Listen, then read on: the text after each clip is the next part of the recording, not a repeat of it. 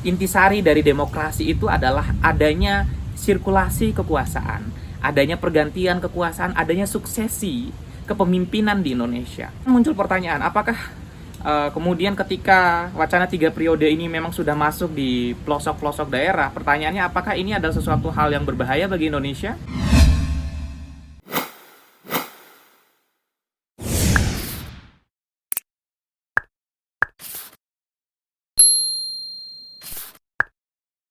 Halo, Assalamualaikum warahmatullahi wabarakatuh. Kembali lagi bersama Yusri Liza Mahendra. Teman-teman semua, di konten kali ini kita akan membicarakan salah satu video. Mungkin teman-teman bisa langsung lihat videonya.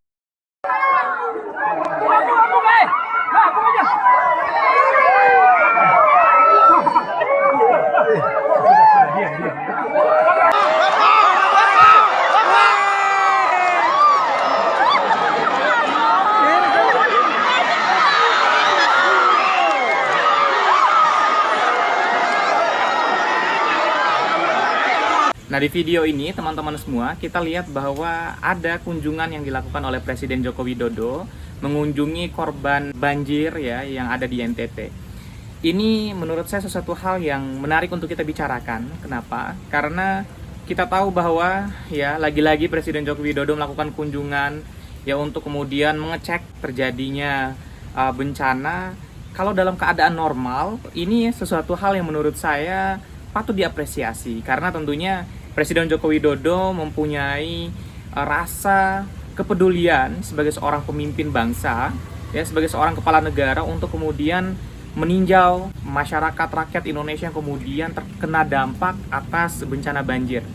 Tetapi yang menjadi fokus kita di konten kali ini ya, kunjungan kerja yang dilakukan oleh Presiden Joko Widodo sekali lagi ya, ini menjadi satu catatan yang perlu untuk digarisbawahi. Di tengah pandemi COVID-19 seperti ini, pemerintah, kekuasaan itu harus menjadi pelopor, ya, harus menjadi garda terdepan untuk kemudian mencegah penyebaran COVID-19. Jangan sampai kemudian ya justru yang menyebabkan munculnya klaster-klaster baru penyebaran pandemi COVID-19 itu adalah kekuasaan itu sendiri. Padahal kan kita tahu aturan mengenai protokol kesehatan, kemudian anjuran untuk kemudian menjauhi kerumunan itu adalah anjuran dan peringatan yang dikeluarkan oleh kekuasaan hari ini. Tetapi justru yang tampak adalah sekali lagi ya kekuasaan tidak konsisten ya. Di satu sisi mengeluarkan kebijakan bahwa kita harus patuh terhadap protokol kesehatan, tetapi di sisi lain yang terjadi adalah Presiden Joko Widodo atau menteri atau pejabat negara lainnya kemudian menunjukkan ya sikap tidak patuh mereka terhadap protokol kesehatan. Padahal kan ya di tengah pandemi seperti ini pemerintah ya atau pejabat negara harusnya bisa menahan diri.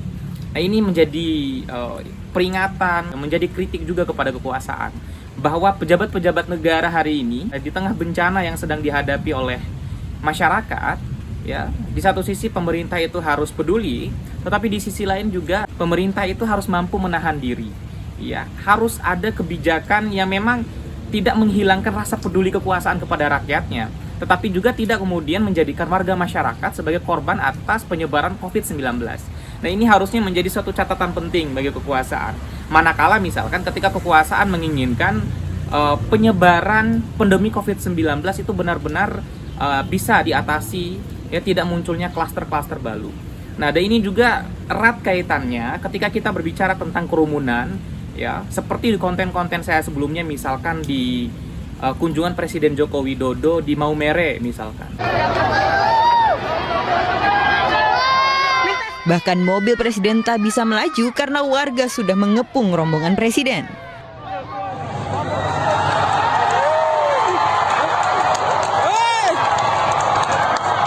Ya, kunjungan Presiden Joko Widodo itu juga memunculkan ya kemudian kerumunan, banyak sekali orang yang tidak kemudian mematuhi protokol kesehatan ya, seperti di konten saya beberapa waktu yang lalu.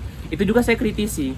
Saya berikan masukan kepada kekuasaan bahwa ya kunjungan kerja itu bisa dilakukan, ya kepedulian kepada masyarakat, menunjukkan kepedulian kepada masyarakat itu bisa dan memang harus dilakukan. Tetapi di tengah pandemi seperti ini harus ada terobosan, harus ada bentuk kehadiran lain dari kekuasaan, bukan hanya langsung ketemu ya kemudian menciptakan kerumunan, tapi kekuasaan itu hadir sebagai pemimpin di tengah-tengah masyarakat, bukan harus langsung ketemu sama masyarakat di tengah pandemi seperti ini, tetapi harus ada kebijakan yang memang dibutuhkan oleh rakyat. Ya, ketika bencana banjir misalkan, ya kekuasaan menunjukkan kepeduliannya melalui bantuan-bantuan sosial. Misalkan Presiden Joko Widodo yang langsung ke sana misalkan, atau Menteri Sosial misalnya langsung ke sana yang justru kemudian memunculkan kerumunan. Nah, ini harusnya memang dipahami penting oleh kekuasaan. Karena ketika kita berbicara tentang kerumunan di tengah pandemi seperti ini, akhirnya kita kembali pada peristiwa-peristiwa yang dimana banyak sekali warga masyarakat yang ketika melakukan tindakan yang sama, menciptakan kerumunan, ya melakukan prosesi pernikahan, ya kemudian mengadakan acara-acara kemasyarakatan, keagamaan, atau mungkin bahkan ya ada salah satu tokoh agama misalkan ya seperti Habib Rizik Syihab yang kemudian juga di sana ada menciptakan kerumunan, tetapi kemudian diadili secara hukum atas tindakannya tersebut gitu loh. Nah, ketika hal serupa dilakukan oleh Presiden Joko Widodo misalkan, atau oleh pejabat negara lain misalkan, nah ini kan akan kemudian mengembalikan trauma ya di tengah-tengah masyarakat, dan kemudian mengembalikan ingatan masyarakat bahwa memang kekuasaan ini semacam tidak memperlakukan ya warga masyarakatnya secara equal. Tidak ada kesetaraan dalam proses penegakan hukum.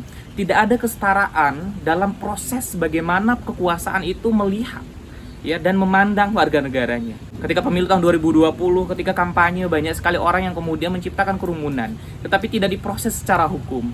Tetapi ada satu anak bangsa yang kemudian menciptakan kerumunan lalu kemudian ditindak ya.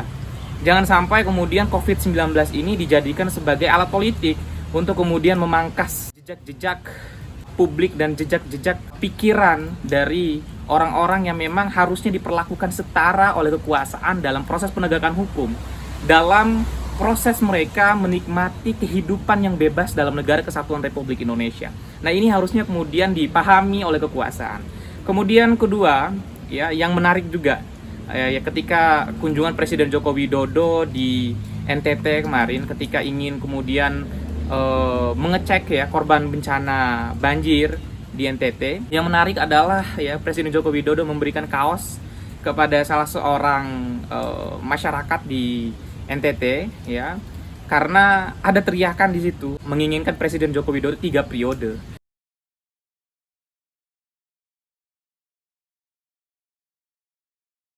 Nah, ini kan sesuatu hal yang menurut saya perlu untuk kemudian kita bicarakan. Kenapa? Ini sebenarnya sesuatu hal yang sederhana, yang mungkin menurut kebanyakan orang ini ya biasa aja sih. Yang namanya satu statement yang seperti itu sesuatu hal yang biasa gitu kan. Tetapi kalau kita membaca secara politik, di situ memang ada semacam penggiringan opini ya, di mana wacana 3 periode itu ternyata sudah masuk ya di perdesaan, di daerah-daerah. Wacana 3 periode itu sudah masuk ke sana.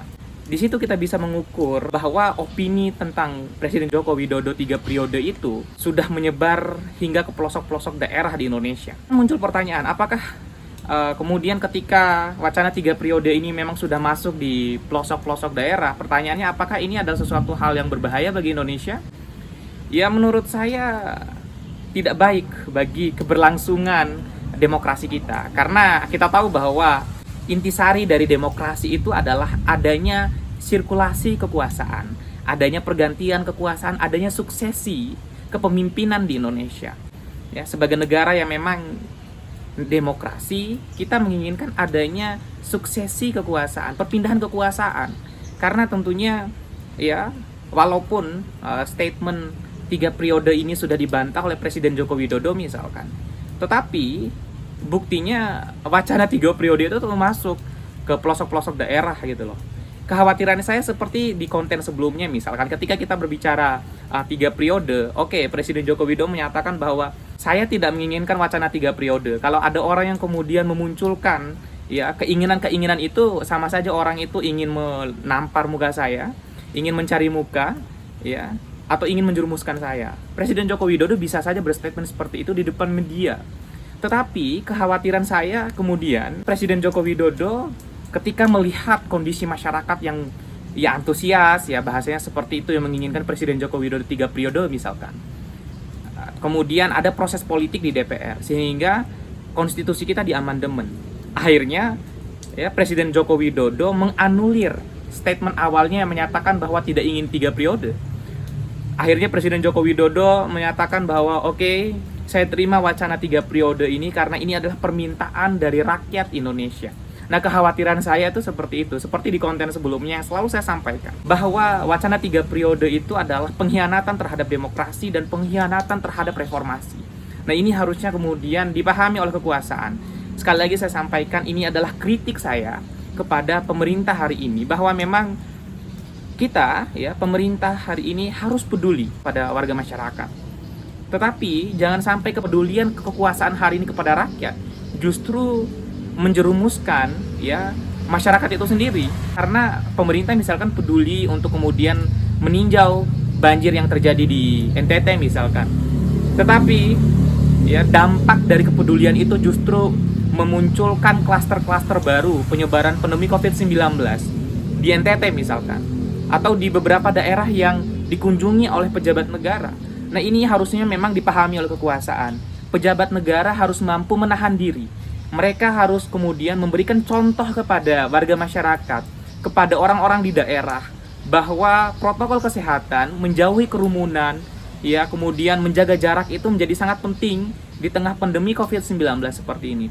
Siapa lagi yang kemudian bisa kita contohi selain kekuasaan?